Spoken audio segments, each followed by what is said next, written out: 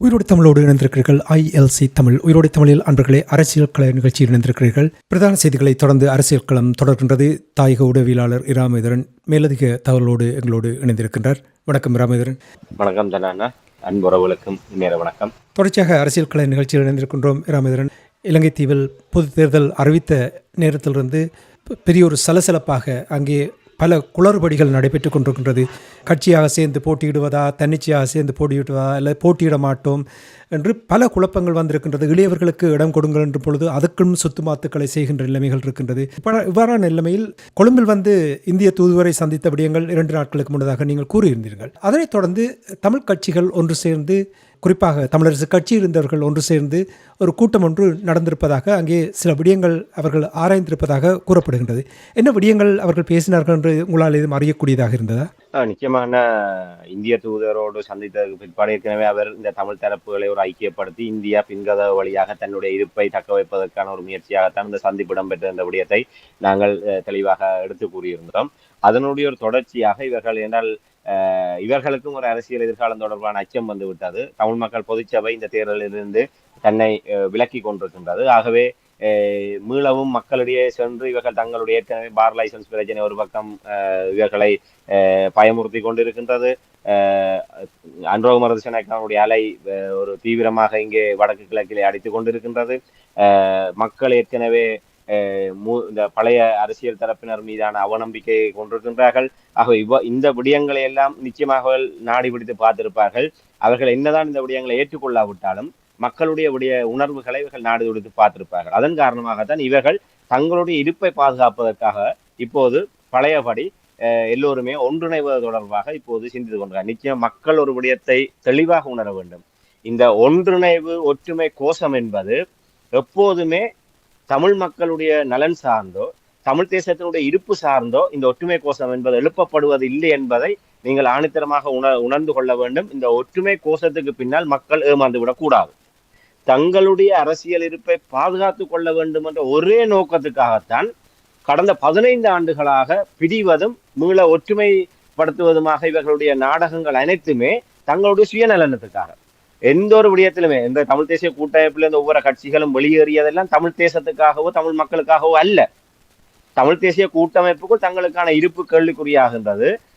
அங்கே தங்களுக்கான முக்கியத்துவம் குறைந்து வருகின்றது. ஒரு சிலருடைய ஏகபோகம் அங்கே தலையெடுத்து வருகின்ற காரணத்தினால் தங்களுடைய சுயாதிபத்தியத்தை பாதுகாக்க முடியவில்லை.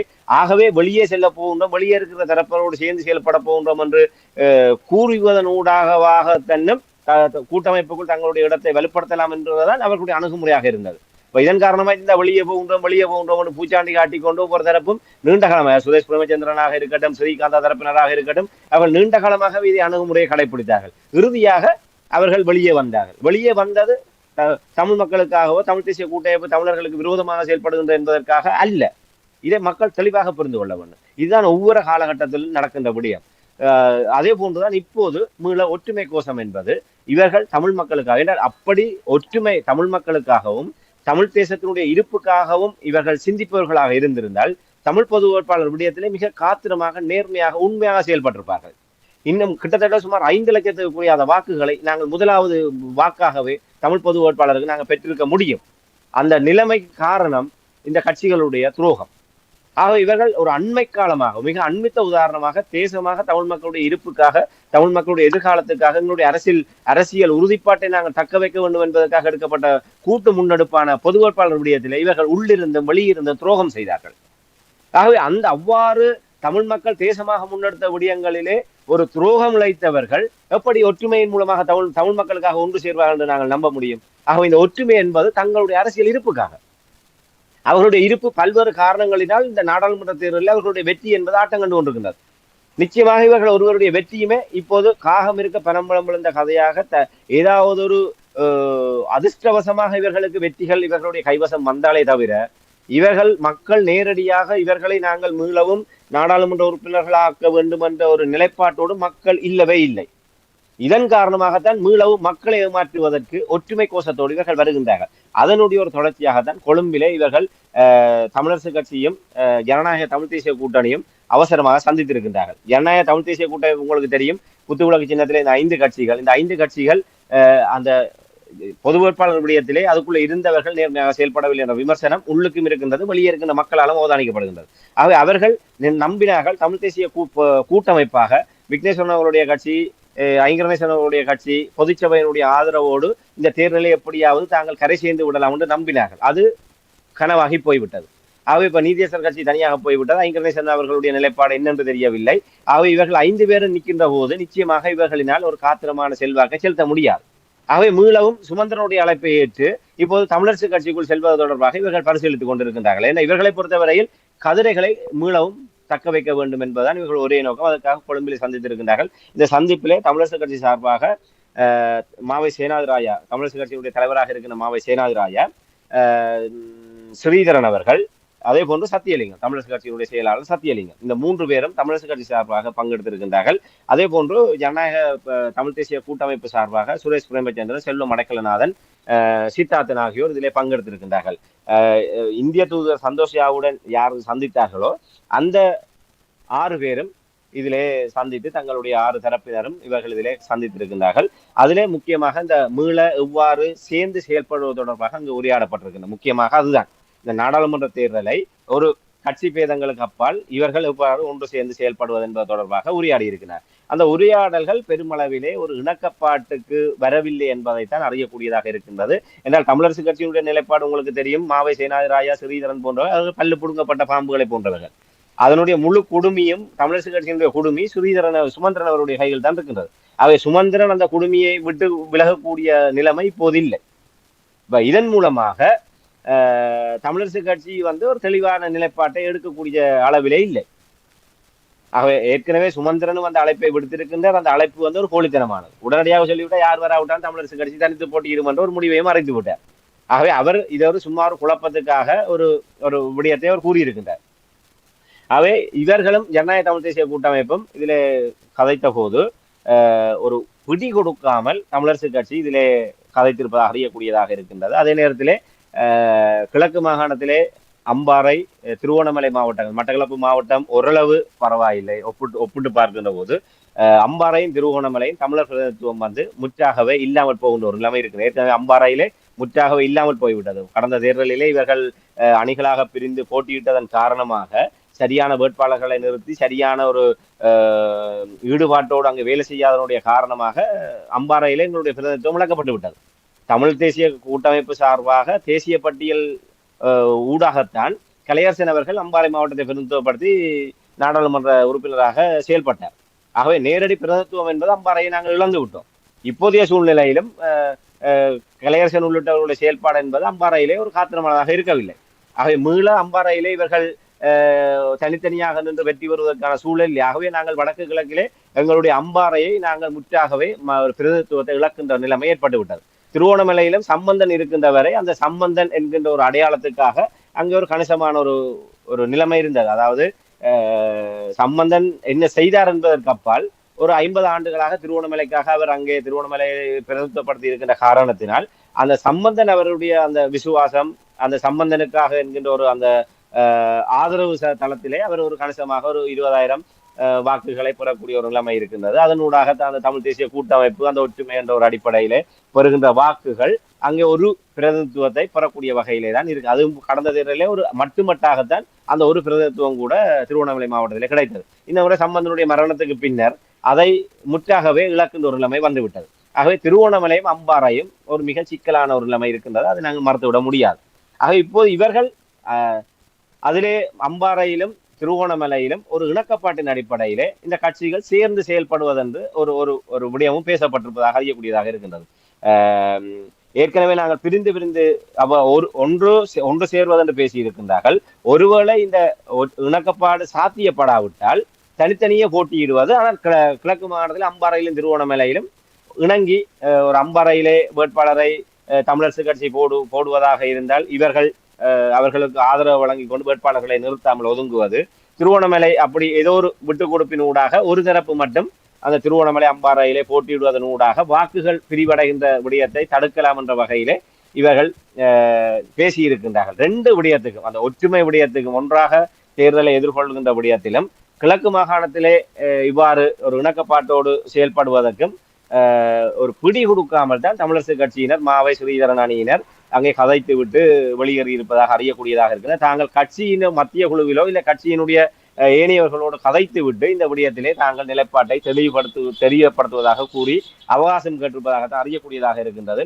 பெரும்பாலும் ஒன்றாக செயல்படுவதற்கான வாய்ப்புகள் மிக மிக குறைவென்றுதான் அறியக்கூடியதாக இருக்கின்றது. கிழக்கு மாகாணத்தை பொறுத்தவரையில் அப்படியான ஒரு இணக்கப்பாட்டின் அடிப்படையில் செயல்படுவதற்கான வாய்ப்புகள் இருப்பதாகவும் அறியக்கூடியதாக இருக்கின்றது. இந்த இடத்தில் நாங்கள் இவ்வளவு தூரம் கூறுகின்ற விடயம் கிழக்கினுடைய நிலவரத்தை பிரதிபலிக்கின்ற அடிப்படையில் தான் நான் இந்த விடயங்களை கூறுகின்றேன். இந்த நிலைப்பாட்டின் அடிப்படையில் தான் இவர்கள் அவ்வாறான ஒரு இணக்கப்பாட்டுக்கு வருகின்றார்கள். தயவு செய்து மக்கள் நம்பிவிடக்கூடாது. இவர்களை பொறுத்தவரையில் வெற்றி முக்கியம். அந்த வெற்றிக்காக எப்படியாக வியூகம் அமைத்து செயல்படலாம் என்பதற்காக சிந்திக்கின்றார்களே தவிர, கிழக்கு மாகாணத்தை தாங்கள் தக்க வைக்க வேண்டும், கிழக்கு மாகாண பிரதிநிதித்துவத்தை தக்க வைக்க வேண்டும் என்பது துளியளவு இவர்களுடைய அக்கறை கிடையாது. நாங்கள் இந்த பொது வேட்பாளர் விடயத்திலே அம்பாறை வரை சென்ற போது, அங்கு அம்பாறையிலே நாங்கள் ஒரு சில சிவில் தரப்பினரை சந்தித்த போது அவர்கள் கூறிய விடயங்கள் உண்மையிலே இதுக்கு நேர் முரணான நிலைப்பாடாகத்தான் இருந்தது. அதாவது கடந்த தேர்தலிலும் இவர்கள் அந்த தேசிய பட்டியல் இவர்களுடைய நிலைப்பாடு அம்பாறையிலே ஏற்கனவே சுட்டிக்காட்டப்பட்டது. அம்பாறையிலே தமிழர் பிரதிநிதித்துவம் ஒரு கை நழுவி போறதுக்கான வாய்ப்பு இருக்கின்றது. ஆகவே வேற்றுமைகளை கடந்து எல்லோரும் ஒன்றாக விட்டு கொடுப்போடு அம்பாறையினுடைய பிரதிநிதித்துவத்தை தக்க வைப்பதற்கு முன்வர வேண்டும் என்ற ஒரு கோரிக்கை அம்பாறை சார்ந்தவர்களினால் முன்வைக்கப்பட்ட போதும் இவர்கள் கட்சி வேறுபாடுகள் காரணமாக இவர்கள் ஒரு பிளவுபட்ட நிலைமையில் நின்று கொண்டால் அங்கே போட்டியில் ஈடுபட்டார்கள். இப்ப இதன் காரணமாகத்தான் அம்பாறையில் இழக்கப்பட்டது. ஆகவே அவர்கள் சொல்கின்ற விடயம், தமிழரசு கட்சியை பொறுத்தவரையில் தங்களுக்கு ஒரு தேசிய பட்டியல் கிடைக்க வேண்டும் என்ற நோக்கத்துக்காக ஒரு அம்பாறையிலிருந்து ஒரு 10,000 வாக்குகள், ஒரு 15,000 வாக்குகள் வந்தால் போதும் என்ற மனநிலை தான் ஒவ்வொரு கட்சிகளும் இருக்கின்றன. தமிழரசு கட்சி மட்டுமல்ல, தமிழ் தேசிய பரப்பில் இயங்குகின்ற தமிழ் தேசிய மக்கள் முன்னணியாக இருக்கட்டும், ஏனைய கட்சிகளாக இருக்கட்டும், அங்கே வெற்றி பெறுவதற்கான இந்த முனைப்புகளையும் காட்டாது அம்பாறை மாவட்டத்திலிருந்து எங்களுக்கு கிடைத்தால் அவ்வளவும் எங்களுக்கு சாதகம்தான். அதாவது தேசிய பட்டி போனஸ் ஆசனத்தை நோக்கியதாக தங்களுக்கு வாக்குகளை பெறுவதற்கான ஒரு வழிமுறையா பாருங்கள். ஒரு தமிழர் தாயகத்தினுடைய ஒரு முக்கியமான ஒரு மாவட்டத்தை முழுக்க ஒரு தென்னிலங்கை சிங்கள மாவட்டத்தோடு ஒரு சவாலான ஒரு குடியேற்றங்கள் உள்ளிட்ட பல்வேறு நிர்வாக ரீதியான நடவடிக்கைகளினால் தமிழர்கள் பெரும் சவால்களையும் நெருக்கடிகளையும் சந்தித்துக் கொண்டிருக்கின்ற மாவட்டத்திலே இவர்கள் எப்படியாக தங்களுடைய அரசியல் இருப்புக்காக விளையாடுகின்றார்கள் என்று அது அந்த மக்களிடையே பிரதிபலிக்கின்றது. எங்களுடைய அரசியல் கட்சிகள் எதுவுமே தங்களுடைய இந்த விடயங்களை, கரிசனைகளை அவர்கள் கவனத்தில் எடுக்கவில்லை. தங்களுடைய அரசியல் ஆதாயத்துக்காகத்தான் அம்பாறை மாவட்டத்தை இவர்கள் பயன்படுத்த முற்படுகின்றார்களே தவிர அம்பாறையினுடைய உண்மைத்தன்மைகளை இவர்கள் எப்போதுமே உணரவில்லை என்ற விடயத்தை அவர்கள் அங்கே மிக திட்ட தெளிவாக ஒரு 2 வாரத்துக்கு முன்னர் அந்த விடயங்களை எங்களுக்கு நேரடியாகவே அறியக்கூடியதாக இருந்தது. அந்த நிலவரங்களை பார்க்கின்ற போது இவர்களுடைய நிலவரம் எப்படியாவது அந்த இடத்தின் மூலமாக தாங்கள் ஏதாவது நன்மைகளை பெற வேண்டும் என்பதற்காகத்தான் இவர்கள் அது தொடர்பாக சிந்திக்கின்றார்கள். அதை விட இப்படியான ஒரு நிலைமையில் தான் கிழக்கு மாகாணத்தை பொறுத்தவரை, மட்டக்களப்பு அம்பாறையை பொறுத்தவரையிலே கருணா பிள்ளையானை நோக்கி எங்களுடைய தமிழ் மக்களுடைய பார்வை என்பது, தமிழ் தேசிய அரசியல் என்பது இவ்வாறு தமிழ் மக்களுக்கு ஏமாற்றமாக போகின்ற காரணத்தினால்தான் தங்களுடைய இருப்பை தக்க வைக்க வேண்டும் என்பதற்காக அவர்கள் வேறு வழி இல்லாமல் பிள்ளையான், கருணா போன்றவர்களை அவர்கள் ஏற்றுக்கொள்ள வேண்டிய நிலைமை இருக்கின்றது. அம்பாறையினுடைய நிலைமை மட்டக்களப்பை விட மிக மோசமான நிலைமை. இன்று பார்த்தீங்கன்னா 2,50,000 மேற்பட்ட வாக்குகள் அன்றோமரச நாயக்கு கிடைத்திருக்கிறது. முழுக்க சிங்கள வாக்குகள், சிங்கள வாக்குகளும் முஸ்லீம் வாக்குகளும் தான் அங்கே கணிசமாக இருக்கின்றது. அங்கே தமிழ் மக்களுடைய நிலைமை என்பது மிக பரிதாபத்துக்குரிய நிலைமையாக இருக்கின்றது. ஆகவே அவர்கள் இருக்கின்ற பல முனைகளிலே ஒரு சிங்கள ஏகாதிபத்தியத்தினுடைய நெருக்கடி இருக்கின்றது, முஸ்லிம் சகோதர இனத்தினுடைய நெருக்கடி இருக்கின்றது. ஆகவே பல ஒரு நிர்வாக ரீதியாக, சமூக ரீதியாக, வாழ்வியல் ரீதியாக, பொருளாதார ரீதியாக அனைத்து வழிமுறைகளிலுமே தமிழர்கள், அம்பாறை வாழ் தமிழர்கள் மிக நெருக்கடிக்கு உள்ளாக்கப்பட்டு கொண்டிருக்கின்றார்கள். இன்று அம்பாறையிலே இருக்கின்ற மக்கள் ஒரு பொருளாதார ரீதியாக முஸ்லிம் சமூகத்திடம் அடிமைப்படக்கூடிய ஒரு ஆபத்தான நிலைமையிலே இருக்கின்றார்கள். இன்று அங்கே ஒரு முதலாளித்துவமான நிலைமை, முஸ்லிம் வியாபாரிகள், முஸ்லிம் செல்வந்தர்கள்லாம் தங்களுடைய அந்த ஆளுகையை அம்பாறை மாவட்டத்திலே வைத்திருக்கின்றார்கள்.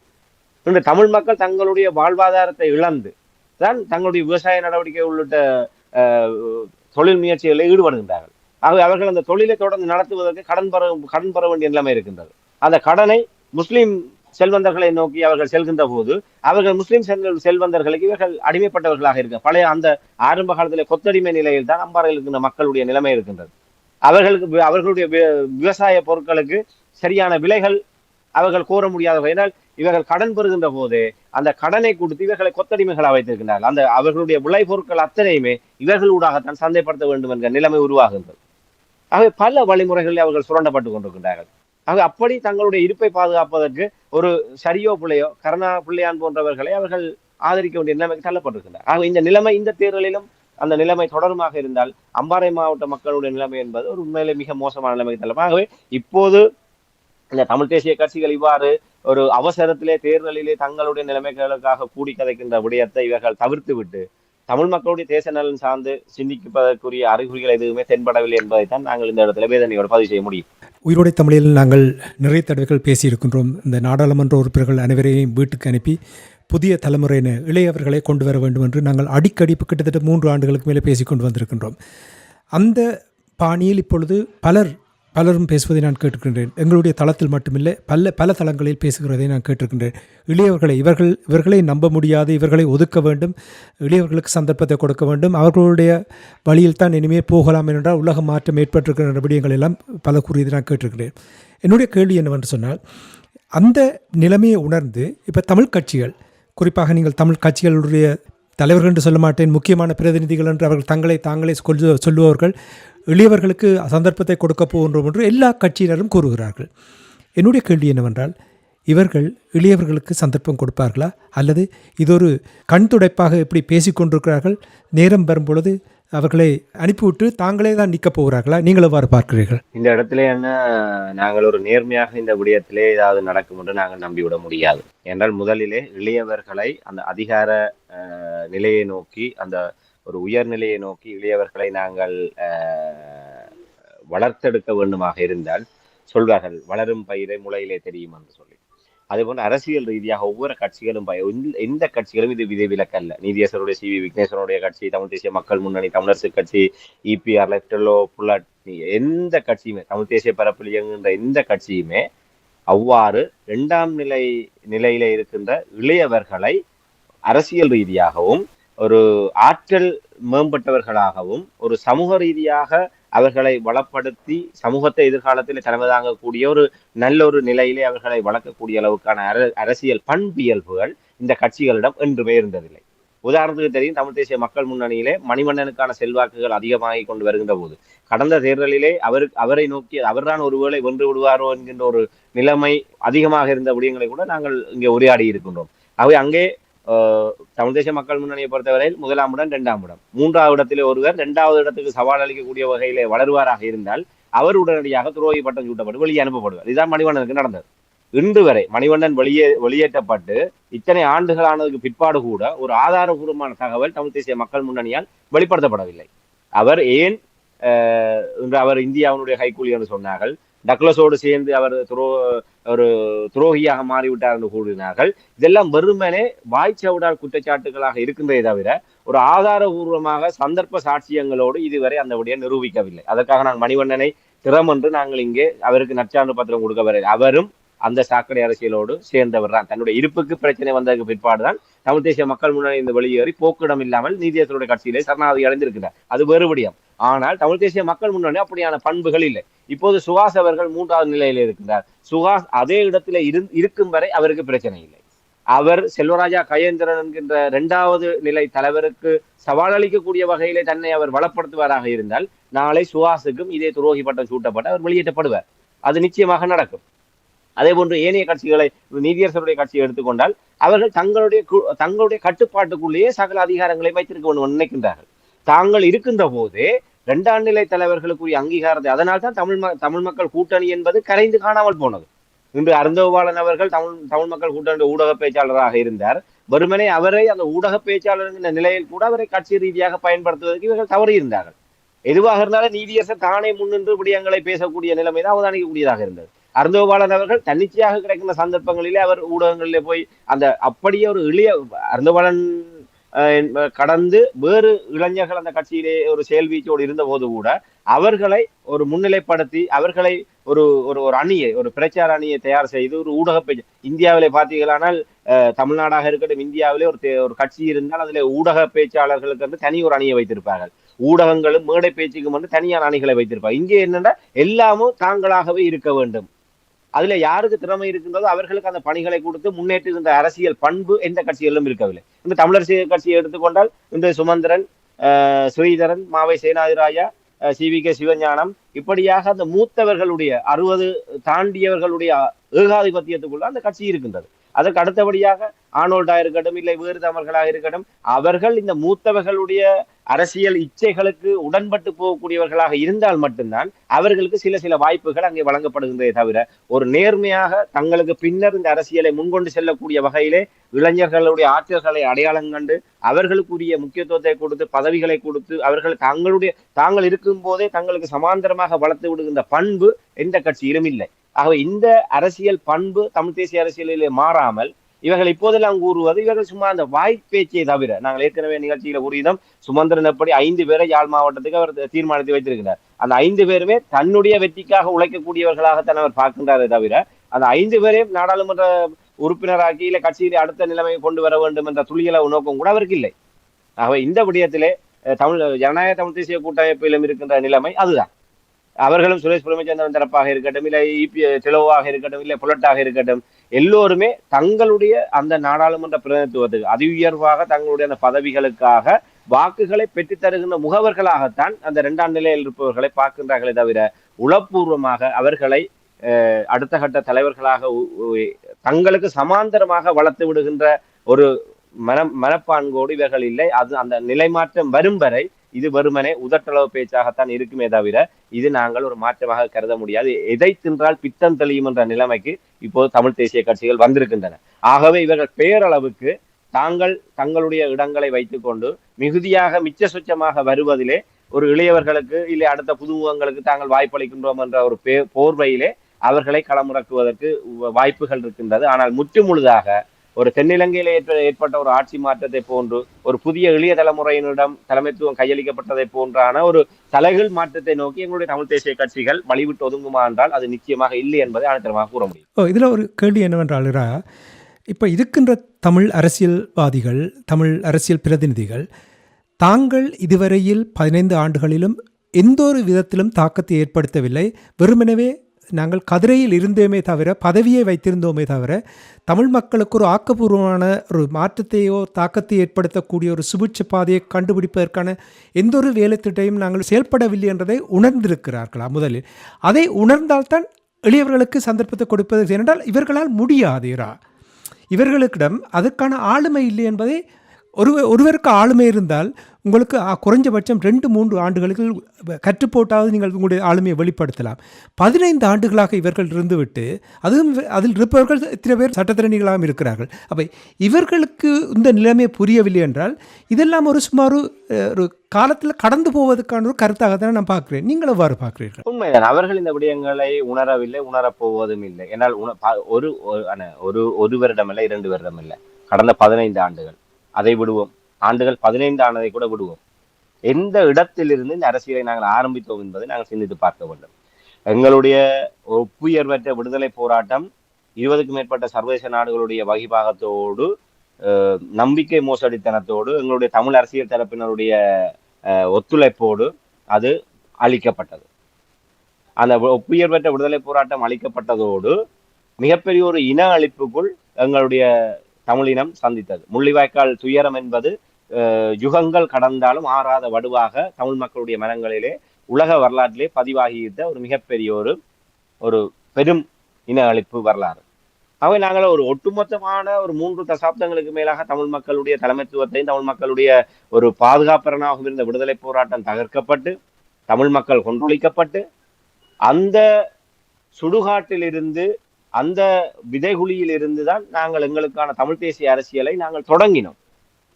ஆகவே நாங்கள் எங்கே இருந்து தொடங்கினோம் என்பதை மறந்து அந்த தியாக அரசியல் அதுக்கு நாங்கள் கடமைப்பட்டவர்களாக இருக்கின்றோம். இன்று 2009க்கு பின்னரான தேர்தல்களிலே பெற்ற ஒவ்வொரு வாக்குகளும் இந்த தனி மனிதர்களுக்காக இவர்களுக்காக செலுத்தப்பட்ட வாக்குகள் அல்ல. அந்த முள்ளிவாய்க்காலிலே கொன்றொழிக்கப்பட்ட மக்களுக்காக நீதி கோருகின்ற வகையிலும் எங்களுடைய விடுதலை போராட்டத்தை கொன்றொழித்த நாடுகளுக்கு சவால் அளிக்கக்கூடிய வகையிலே நாங்கள் அரசியல் ரீதியாக பலம் பெற்று தமிழ் மக்களுடைய ஒரு அரசியல் விடுதலையை முன்னகர்த்தக்கூடியதாகவும் தான் அந்த வாக்குகள் செலுத்தப்பட்டது. சுமந்திரன் என்பவருக்காகவோ, ஸ்ரீதரன் என்பவருக்காகவோ, சுரேஷ் பிரேமச்சந்திரனுக்காகவோ, இல்ல செல்வம் அடைக்கலனானுக்கோ, இல்ல சித்தார்த்தனுக்கோ, இல்ல விக்னேஸ்வரனுக்கோ ஒன்று தனி மனிதர்களுக்காக செலுத்தப்பட்ட வாக்குகள் அல்ல. இவர்கள் அந்த அரசியல் அந்த அந்த விடுதலை போராட்டத்தினுடைய தொடர்ச்சியாக அரசியல் போராட்டத்தை இவர்கள் நடத்துவார்கள், ஒரு விடுதலை அரசியலை மேற்கொள்வார்கள் என்ற நம்பிக்கையில் தான் தமிழ் மக்கள் அந்த வாக்குகளை தங்களுடைய வாக்குகளை செலுத்தினார்கள். ஆக அதற்கு இவர்கள் என்றுமே நன்றி விசுவாசத்தோடு இருக்கவில்லை. அந்த வாக்குகளை பெற்றுத்தான் சம்பந்தனும் எதிர்க்கட்சி தலைவர் என்ற உயரிய அந்தஸ்தை பெற்ற சாகின்றவரை அந்த எதிர்க்கட்சி மாளிகையை சட்டவிரோதமாக வைத்துக் கொண்டு அந்த எதிர்க்கட்சி தலைவருக்குரிய வரப்பிரசாதங்களை அனுபவித்துக் கொண்டிருந்தாரே தவிர அந்த உயர்வை தேர்ந்த தமிழ் மக்களுக்கு ஒரு கொஞ்சம் ஒரு சிறிதளவேனும் அந்த கடைசி சாகுற நேரத்தில் கூட நன்றியோடு இந்த மக்களுக்கு ஏதாவது செய்ய வேண்டும் என்று நினைக்கவில்லை. சம்பந்தனும் சுமந்திரனும் கடைசி வரை நாங்கள் வாக்கு கேட்டுத்தான் மக்களிடம் செல்வோமே தவிர மக்கள் நாங்கள் என்ன முடிவெடுக்கணும் என்பதை மக்கள் தீர்மானிக்க முடியாது, நாங்கள் தான் தீர்மானிப்போம், நாங்கள் எடுக்கின்ற முடிவை மக்கள் ஏற்றுக்கொள்ள வேண்டும் என்று எதேச்சதிகாரத்தோடு கடைசி வரை செயல்படுபவர்கள். ஆக இவர்கள் திருந்த மாட்டார்கள், திருந்த போவதும் இல்லை. ஆகவே இவர்களுடைய நிலைப்பாடு எந்த விதத்திலுமே மாறாது, மாறுவதற்கான ஒரு அறிகுறிகளும் இல்லை.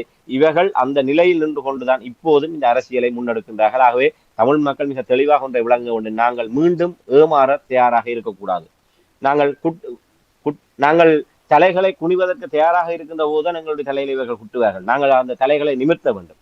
நாங்கள் தொடர்ச்சியாக தமிழ் தேசியத்தின் பெயராலும் எங்களுடைய விடுதலை அரசியலை முன்னெடுப்பார்கள் என்ற ஒரு நம்பிக்கையிடும் நாங்கள் தொடர்ச்சியாக எங்களுடைய தலைகளையோ எங்களுடைய முதுகுகளையோ நாங்கள் இவர்களுக்கு வளைத்து குனிந்து காட்ட முடியாது. நாங்கள் தலைகளை நிமிர்த்தி முதுகலை நிமிர்த்தி நாங்கள் எங்களுடைய எதிர்காலத்தை நோக்கி நாங்கள் நடைபோட முற்படுகின்ற போதுதான் எங்களுக்கான மாற்றம் பெறும். ஆகவே நாங்கள் இனிமேலும் இவர்களை நம்பிக்கொண்டு இவர்கள் மாறுவார்கள் என்று நம்பிக்கொண்டிருப்பதில் எந்தவித பயனும் இல்லை. அதற்கான காலங்கள் காலாவதியாகிவிட்டது. ஆகவே காத்திருப்புகள் நிச்சயமாக ஒரு மாற்றத்தை நோக்கி வரும். அந்த மாற்றத்தை நாங்கள் தான் உருவாக்க வேண்டும். அதற்கான களம் இந்த நாடாளுமன்றத்தை நான் தொடர்ச்சியாக கூறி வந்தோம். இந்த தமிழ் மக்களுடைய வாக்குகளால் தெரிவு செய்யப்பட்ட 18 பேரும் தயவுதாட்சணியம் இல்லாமல் இந்த அரசியல் அரங்கிலிருந்து தலைமைத்துவ அரங்கிலிருந்து அகற்றப்பட வேண்டும்.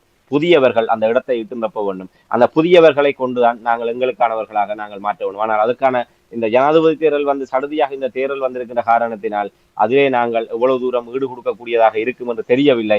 இருந்தாலும் அந்த முயற்சிகளை நாங்கள் எடுக்க வேண்டும். ஆனால் என்ன, நீங்கள் ஒவ்வொரு தடவையும் ஏதோ ஒரு நம்பிக்கையில் அந்த கேள்விகளை கேட்பீர்கள். உங்களுடைய ஆறுதலுக்காகத்தன்னும் அதற்கேற்றவாறு என்னால் பதிலளிக்க முடியவில்லை என்பதை வருத்தத்துடன் தெரிவித்துக் கொள்கின்றேன். நிறைவாக ராமேந்திரன், பொது சபை தொடர்பாக நீங்கள் கடந்த 2 வாரமாக நிறைய விடயங்களை தகவல்களை எங்களுடைய உறவுகளுக்கு பகிர்ந்து கொண்டீர்கள். அங்கே பெரிய முடிவுகள் எடுக்கப்பட்டதாக நான் அறிய முடியவில்லை. அதனுடைய நிலைப்பாடு எவ்வாறு இருக்கின்ற சுருக்கமாக கூறுகின்ற நாங்கள் நிகழ்ச்சி இன்றைய கொண்டு வரலாம். உண்மைதான். தமிழ் மக்கள் பொதுச்சபை இப்போது ஒரு கோமா நிலையில் இருப்பதை நாங்கள் சொல்லித்தான் ஆக வேண்டும்.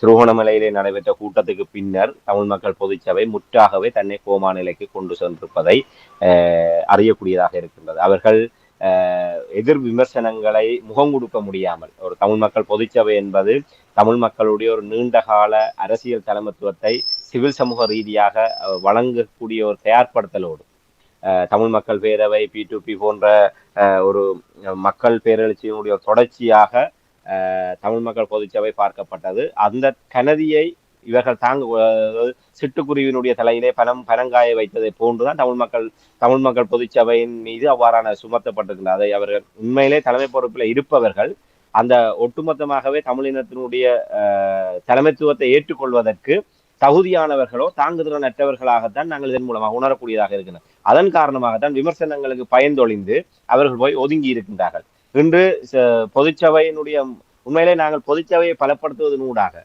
இந்த பொதுச்சபைக்கு உள்ளாகவும் வெளியாகவும் பல ஒரு குழப்பங்கள், துரோகங்கள், தமிழ் மக்களுக்கு விரோதமான செயல்பாடுகள் இந்த பொது வேட்பாளர் களத்திலே அரங்கேற்றப்பட்டிருக்கின்றது. அது மறக்க முடியாத உண்மை.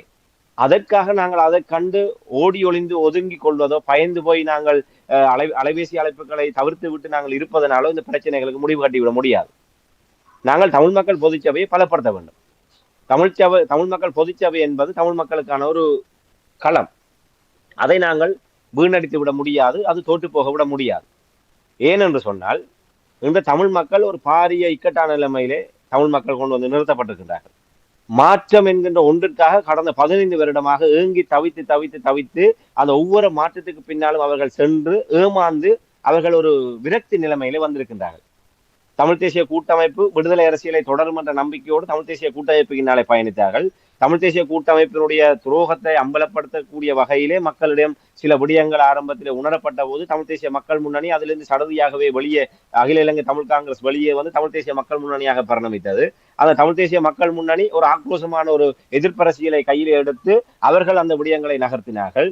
ஆகவே அதற்கு பின்னால் தமிழ் மக்களுடைய எதிர்பார்ப்பு குவிமையப்படுத்தப்பட்டது. அதாவது தமிழ் தேசியம் சார்ந்த மாற்றத்தை எதிர்பார்த்த மக்கள் தமிழ் தேசிய கூட்டமைப்புக்கு நிகராக தமிழ் தேசிய மக்கள் முன்னணிக்கு பின்னால் அவர்கள் தங்களுடைய எதிர்பார்ப்புகளை குவிமையப்படுத்தினார்கள். பின்னர் நீதியரசர் சி விக்னேஸ்வரன் அவர்களுடைய காலம் மாகாண சபை முடிவடைகின்ற போது அவர் வெளியே வந்து ஒரு தலைமை தாங்கி ஒரு நேர்மையான ஒரு மாற்று அணி கட்டியெழுப்பப்படும் என்ற ஒரு நம்பிக்கை அதிலே கட்டியெழுப்பப்பட்டது. ஆனால் அனைத்துமே குழப்பி அடிக்கப்பட்டு மீண்டும் அரசியல் ரீதியான மாற்றும் மக்களிடையே ஏமாற்றமாக போனது. சிவில் அமைப்புகள் ரீதியாக தமிழ் மக்கள் பேரவை வளர்ந்தது. அதற்கு முன்னர் ராயப்பு யோசப் அவர்கள் இருந்தபோது, ஆண்டகை ராயப்பு யோசப் அவர்கள் இருந்தபோது ஒரு முயற்சி எடுக்கப்பட்டது. அதனுடைய தொடர்ச்சியாகத்தான் தமிழ் மக்கள் பேரவை பார்க்கப்பட்டது. அந்த தமிழ் மக்கள் பேரவையும் அரசியல் ரீதியான தலையீடுகள் காரணமாக அது முற்றிலுமாகவே தன்னைத்தானே கோமா நிலைமைக்கு கொண்டு சென்றது. இறுதி காலத்திலே வெறுமனே அறிக்கைகள், ஏதாவது முக்கியமான நிகழ்வுகள் வருகிற அறிக்கைகள் மட்டுமே விடக்கூடிய ஒரு தரப்பாக தமிழ் மக்கள் பேரவை வந்து இது முற்றாகவே இல்லாமல் போய்விட்டது. P2Pயும் மக்களுடைய தன்னெழுச்சியின் காரணமாக தமிழ் மக்கள் பேரவை விட்ட இடத்திலிருந்து ஒரு சிவில் அமைப்பு பலம் பெறும் என்று எதிர்பார்க்கப்பட்ட போது அதுக்குள் இருந்த பல சுயநலவாத தரப்பின் அதில் இணைப்பாளர்களாக இருந்த சுயநலம் மிக்கவர்களுடைய நிலைப்பாடு காரணமாக அது கூட ஒரு மக்கள் அமைப்பாக பரிணாமம் பெற முடியாத ஒரு அவல நிலைமைக்கு சென்றது. அவை தொடர்ச்சியாக ஏமாற்றம். இப்போது அந்த ஏமாற்றங்களுடைய ஒரு இறுதி கட்டமாகத்தான் இந்த பொதுச்சபை மீது மக்கள் நம்பிக்கை வைத்திருந்தார்கள். ஏன்னா அரசியல் ரீதியாக தமிழர்கள் எவ்வாறான ஒரு இக்கட்டுக்குள் இருக்கின்றார்கள் என்பதை மக்கள் உணர்ந்திருக்கின்றார்கள். ஆகவே தங்களுக்கு ஒரு நேர்மையான சிவில் ஒரு மக்கள் இயக்கம் ஒன்று தங்களுக்கு தேவை என்ற ஒரு நிலைப்பாடு மக்களிடம் இருந்தது. ஒரு எல்லோருமே ஒன்றுபட்டு ஒரு தேசமாக ஒரு முன்னெடுக்கின்ற போது மக்களுடைய ஆதரவு எப்போதுமே இருக்கின்றது. அந்த வகையில் தான் மக்கள் ஒரு மிக குறுகிய காலத்துக்குள்ளாகவே தமிழ் மக்கள் பொதுச்சபைக்கு தங்களுடைய ஒத்துழைப்பையும் ஆதரவையும் வழங்கியிருந்தார்கள். ஆகவே இப்போதைய நிலைமையில தமிழ் மக்கள் பொதுச்சபையை மேலும் விரிவாக்கி நாங்கள் ஏற்கனவே தொடர்ச்சியாக வலியுறுத்துவதை போன்று காத்திரமான ஒரு கிராம மட்டத்திலே மக்களோடு செறிவாக செல்வாக்கு செலுத்தக்கூடியதான மக்கள் அமைப்புகளை உள்வாங்கி ஒரு மக்கள் பேரியக்கமாக பொதுச்சபை வலுப்பெற வேண்டும். அவ்வாறு மக்கள் பேரியக்கமாக பொதுச்சபை வலுப்பெறுகின்ற போது அதுக்குள்ளாக இருக்கின்ற சுயநல தரப்பினர், ஒரு துரோகம் செய்பவர்கள், உள்ளுக்கிருந்து ரெண்டகம் செய்பவர்கள் எல்லாம் தானாகவே வெளியேற்றப்படுவார்கள். ஆகவே நாங்கள் முதல்ல அதை பலப்படுத்துவோம். இவர்களை பார்த்து பயந்து கொண்டு போய் நாங்கள் இந்த விடயங்களை நிலவுக்கு பயந்து பிரதேசம் போன கதையாக இப்படியான குழப்பவாதிகளுக்கு பயந்து இவர்கள் அலைபேசிகளை எல்லாம் ஏற்றுக்கொள்ளாமல் வீடுகளுக்கு இவர்கள் ஒளிந்திருப்பதனூடாக இந்த விஷயங்களை சாதித்து விட முடியாது. மற்றது ஒரு பொறுப்பு இருக்கின்றது. இந்த தமிழ் மக்கள் பொதுச்சபையும் ஏமாற்றமாக முடியுமாக இருந்தால் இனிமேல் மாற்று என்று வருபவர்களுக்கு பின்னால் மக்கள் அணிதிரளாமல் போகக்கூடிய ஒரு பேராபத்து இருக்கின்றது. மக்கள் விரக்தியின் அதி உச்சத்திலே இருக்கின்றார்கள். அந்த விரக்தியின் அதி உச்சம் என்பது தேசிய மக்கள் சக்தி அறுவடை செய்ய போகின்றது. ஆகவே இது மிகப்பெரிய பொறுப்பு தமிழ் மக்கள் பொதுச்சபையினுடைய தலைமைப்பீடத்தில் இருப்பவர்களுக்கு இருக்கின்றது.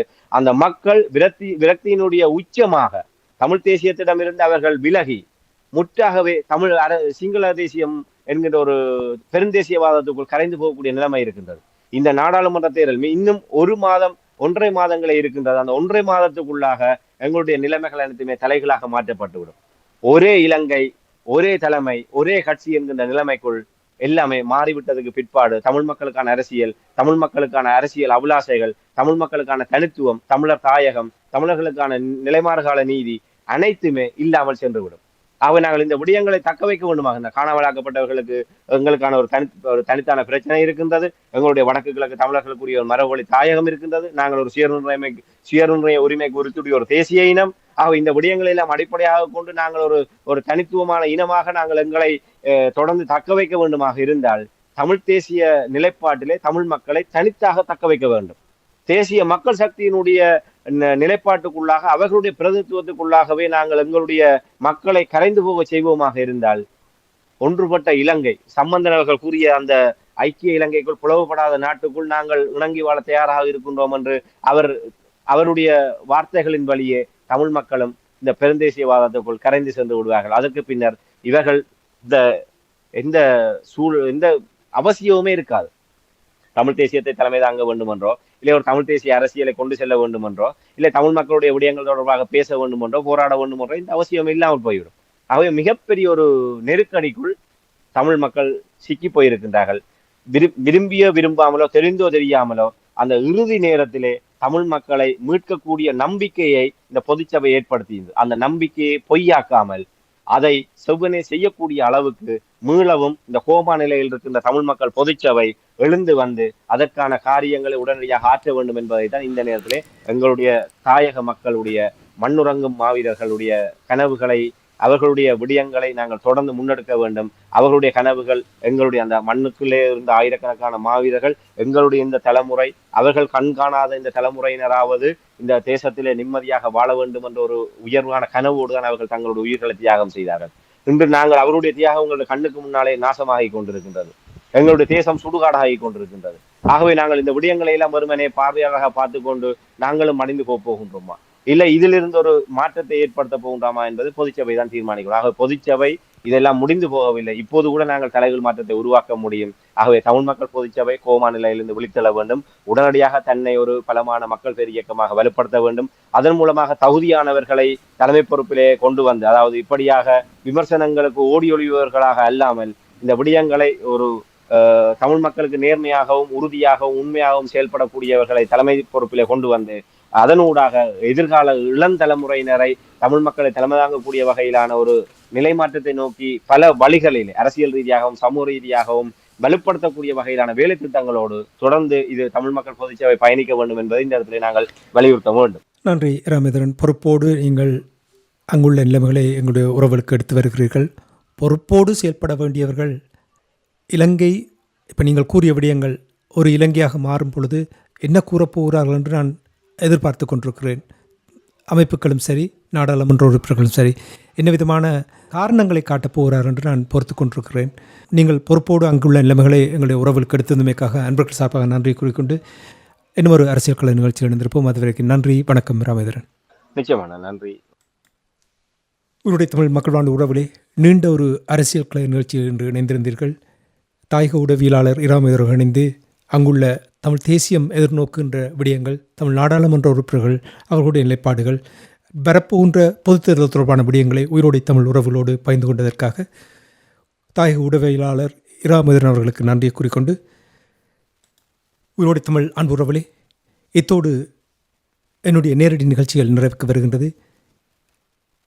இதுவரை நேரமும் நிகழ்ச்சிகளை செவமெடுத்த உயிரோடை தமிழ் அன்பு உறவுகளே, உங்கள் ஒவ்வொருவருக்கும் எமக்கு விளம்பர உதவி புரியும் அத்தனை வர்த்தக வல்லுநர்களுக்கும் உயிரோடை தமிழுக்கு ஆதரவு கரம் நீட்டும் உயிரோடை தமிழின் அன்பர்கள், நாள் ஆதரவு நிகழ்ச்சி ஆதரவு தரும் அன்பர்களை வாழ்த்திக் கொண்டு காலை மாலை இரவு வணக்கத்தை கூறி நாளைய விடுதல் உங்கள் அனைவருக்கும் இன்பமாக மகிழ்ச்சியாக அமைய வேண்டும் என்று வாழ்த்தி உங்கள் இதயங்களிலும் இல்லங்களிலும் இனிமையே தழுவட்டும். நன்றுறவுகளே, வணக்கம். இந்த ஒரு சிவில் அமைப்பு பலம் பெறும் என்று எதிர்பார்க்கப்பட்ட போது அதுக்குள் இருந்த பல சுயநலவாத தரப்பின் அதில் இணைப்பாளர்களாக இருந்த சுயநலம் மிக்கவர்களுடைய நிலைப்பாடு காரணமாக அது கூட ஒரு மக்கள் அமைப்பாக பரிணாமம் பெற முடியாத ஒரு அவல நிலைமைக்கு சென்றது.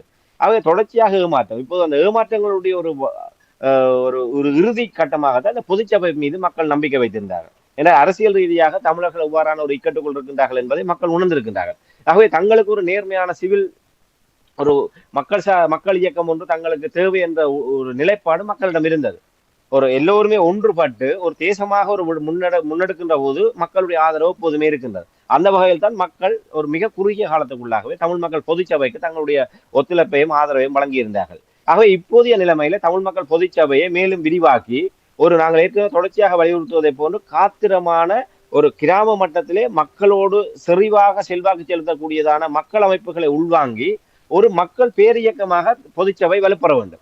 அவ்வாறு மக்கள் பேரியக்கமாக பொதுச்சபை வலுப்பெறுகின்ற போது அதுக்குள்ளாக இருக்கின்ற சுயநல தரப்பினர், ஒரு துரோகம் செய்பவர்கள், உள்ளுக்கிருந்து ரெண்டகம் செய்பவர்கள் எல்லாம் தானாகவே வெளியேற்றப்படுவார்கள். ஆகவே நாங்கள் முதல்ல அதை பலப்படுத்துவோம். இவர்களை பார்த்து பயந்து கொண்டு போய் நாங்கள் இந்த விடயங்களை நிலவுக்கு பயந்து பிரதேசம் போன கதையாக இப்படியான குழப்பவாதிகளுக்கு பயந்து இவர்கள் அலைபேசிகளை எல்லாம் ஏற்றுக்கொள்ளாமல் வீடுகளுக்கு இவர்கள் ஒளிந்திருப்பதனூடாக இந்த விஷயங்களை சாதித்து விட முடியாது. மற்றது ஒரு பொறுப்பு இருக்கின்றது. இந்த தமிழ் மக்கள் பொதுச்சபையும் ஏமாற்றமாக முடியுமாக இருந்தால் இனிமேல் மாற்று என்று வருபவர்களுக்கு பின்னால் மக்கள் அணிதிரளாமல் போகக்கூடிய ஒரு பேராபத்து இருக்கின்றது. மக்கள் விரக்தியின் அதி உச்சத்திலே இருக்கின்றார்கள். அந்த விரக்தியின் அதி உச்சம் என்பது தேசிய மக்கள் சக்தி அறுவடை செய்ய போகின்றது. ஆகவே இது மிகப்பெரிய பொறுப்பு தமிழ் மக்கள் பொதுச்சபையினுடைய தலைமை பீடத்தில் இருப்பவர்களுக்கு இருக்கின்றது. அந்த மக்கள் விரக்தியினுடைய உச்சமாக தமிழ் தேசியத்திடமிருந்து அவர்கள் விலகி முற்றாகவே சிங்கள தேசியம் என்கின்ற ஒரு பெருந்தேசியவாதத்துக்குள் கரைந்து போகக்கூடிய நிலைமை இருக்கின்றது. இந்த நாடாளுமன்ற தேர்தல் இன்னும் 1 மாதம் 1.5 மாதங்களே இருக்கின்றது. அந்த 1.5 மாதத்துக்குள்ளாக எங்களுடைய நிலைமைகள் அனைத்துமே தலைகளாக மாற்றப்பட்டுவிடும். ஒரே இலங்கை, ஒரே தலைமை, ஒரே கட்சி என்கின்ற நிலைமைக்குள் எல்லாமே மாறிவிட்டதுக்கு பிற்பாடு தமிழ் மக்களுக்கான அரசியல், தமிழ் மக்களுக்கான அரசியல் அபிலாசைகள், தமிழ் மக்களுக்கான தனித்துவம், தமிழர் தாயகம், தமிழர்களுக்கான நிலைமாறுகால நீதி அனைத்துமே இல்லாமல் சென்றுவிடும். ஆக நாங்கள் இந்த விடயங்களை தக்க வைக்க வேண்டுமாக, இந்த காணாமலாக்கப்பட்டவர்களுக்கு எங்களுக்கான ஒரு தனித்தான பிரச்சனை இருக்கின்றது. எங்களுடைய வடக்கு கிழக்கு தமிழர்களுக்குரிய ஒரு மரபுவழி தாயகம் இருக்கின்றது. நாங்கள் ஒரு சுயநிர்ணய உரிமைக்கு உறுத்துடைய ஒரு தேசிய இனம். ஆக இந்த விடயங்களை எல்லாம் அடிப்படையாக கொண்டு நாங்கள் ஒரு தனித்துவமான இனமாக நாங்கள் எங்களை தொடர்ந்து தக்க வைக்க வேண்டுமாக இருந்தால் தமிழ் தேசிய நிலைப்பாட்டிலே தமிழ் மக்களை தனித்தாக தக்க வைக்க வேண்டும். தேசிய மக்கள் சக்தியினுடைய நிலைப்பாட்டுக்குள்ளாக அவர்களுடைய பிரதித்துவத்துக்குள்ளாகவே நாங்கள் எங்களுடைய மக்களை கரைந்து போக செய்வோமாக இருந்தால் ஒன்றுபட்ட இலங்கை, சம்பந்தனர்கள் கூறிய அந்த ஐக்கிய இலங்கைக்குள் பிளவுபடாத நாட்டுக்குள் நாங்கள் இணங்கி வாழ தயாராக இருக்கின்றோம் என்று அவருடைய வார்த்தைகளின் வழியே தமிழ் மக்களும் இந்த பெருந்தேசியவாதத்துக்குள் கரைந்து சென்று விடுவார்கள். அதற்கு பின்னர் இவர்கள் எந்த அவசியமுமே இருக்காது. தமிழ் தேசியத்தை தலைமை தாங்க வேண்டும் என்றோ, இல்லை ஒரு தமிழ் தேசிய அரசியலை கொண்டு செல்ல வேண்டும் என்றோ, இல்லை தமிழ் மக்களுடைய விடயங்கள் தொடர்பாக பேச வேண்டும் என்றோ, போராட வேண்டும் என்றோ இந்த அவசியம் இல்லாமல் போய்விடும். ஆகவே மிகப்பெரிய ஒரு நெருக்கடிக்குள் தமிழ் மக்கள் சிக்கி போயிருக்கின்றார்கள்.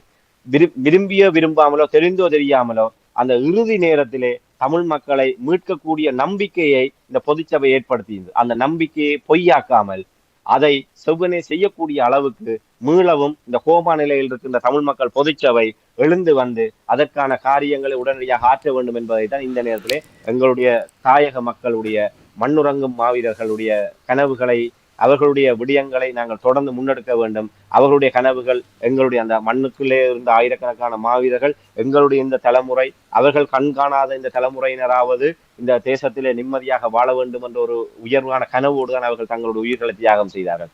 இன்று நாங்கள் அவருடைய தியாகம் உங்களுடைய கண்ணுக்கு முன்னாலே நாசமாகி கொண்டிருக்கின்றது. எங்களுடைய தேசம் சுடுகாடாகி கொண்டிருக்கின்றது. ஆகவே நாங்கள் இந்த விடயங்களை எல்லாம் வெறுமனே பார்வையாக பார்த்து கொண்டு நாங்களும் மடிந்து போகின்றோமா, இல்லை இதிலிருந்து ஒரு மாற்றத்தை ஏற்படுத்த போகின்றோமா என்பது பொதுச்சபை தான் தீர்மானிக்கிறோம். ஆகவே பொதுச்சபை இதெல்லாம் முடிந்து போகவில்லை. இப்போது கூட நாங்கள் தலைகள் மாற்றத்தை உருவாக்க முடியும். ஆகவே தமிழ் மக்கள் பொதுச்சபை கோமா நிலையிலிருந்து விழித்தெழ வேண்டும். உடனடியாக தன்னை ஒரு பலமான மக்கள் பேர் இயக்கமாக வலுப்படுத்த வேண்டும். அதன் மூலமாக தகுதியானவர்களை தலைமை பொறுப்பிலே கொண்டு வந்து, அதாவது இப்படியாக விமர்சனங்களுக்கு ஓடி ஒளிபவர்களாக அல்லாமல் இந்த விடயங்களை ஒரு தமிழ் மக்களுக்கு நேர்மையாகவும் உறுதியாகவும் உண்மையாகவும் செயல்படக்கூடியவர்களை தலைமை பொறுப்பிலே கொண்டு வந்து அதனூடாக எதிர்கால இளந்தலைமுறையினரை தமிழ் மக்களை தலைமை தாங்கக்கூடிய வகையிலான ஒரு நிலை மாற்றத்தை நோக்கி பல வழிகளில் அரசியல் ரீதியாகவும் சமூக ரீதியாகவும் வலுப்படுத்தக்கூடிய வகையிலான வேலை திட்டங்களோடு தொடர்ந்து இது தமிழ் மக்கள் பொதுச்சபை பயணிக்க வேண்டும் என்பதை இந்த இடத்துல நாங்கள் வலியுறுத்த வேண்டும். நன்றி ராமேந்திரன். பொறுப்போடு நீங்கள் அங்குள்ள நிலைமைகளை எங்களுடைய உறவுகளுக்கு எடுத்து வருகிறீர்கள். பொறுப்போடு செயல்பட வேண்டியவர்கள் இலங்கை, இப்போ நீங்கள் கூறிய விடயங்கள் ஒரு இலங்கையாக மாறும் பொழுது என்ன கூறப்போகிறார்கள் என்று நான் எதிர்பார்த்து கொண்டிருக்கிறேன். அமைப்புகளும் சரி, நாடாளுமன்ற உறுப்பினர்களும் சரி, என்ன விதமான காரணங்களை காட்டப் போகிறார் என்று நான் பொறுத்து கொண்டிருக்கிறேன். நீங்கள் பொறுப்போடு அங்குள்ள நிலைமைகளை எங்களுடைய உறவுகளுக்கு எடுத்ததுமைக்காக அன்பர்கள் சார்பாக நன்றி கூறிக்கொண்டு இன்னும் ஒரு அரசியல் கலை நிகழ்ச்சியில் இணைந்திருப்போம். அதுவரைக்கும் நன்றி, வணக்கம் ராமேந்திரன். நிச்சயமான நன்றி. உங்களுடைய தமிழ் மக்கள் வாழ்ந்த உறவுகளே, நீண்ட ஒரு அரசியல் கலை நிகழ்ச்சியில் இன்று இணைந்திருந்தீர்கள்.